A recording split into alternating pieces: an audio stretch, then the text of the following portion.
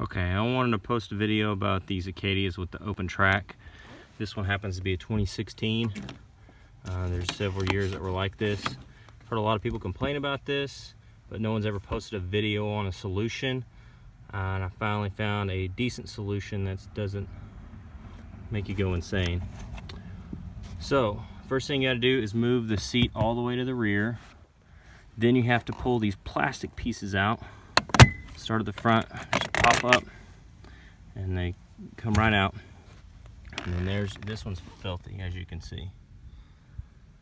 Many weeks of kids having food back here. A fight that I have lost. So the solution is paintbrush. This one happens to be a 2-inch, but I think almost anything would work. So I apologize for video quality, but this is what we got. So if you just go from the very back, work your way forward, you see all that stuff coming forward.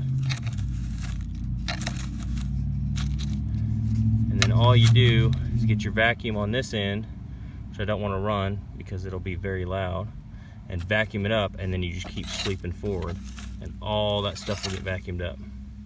So there you have it. Hope this helps some people.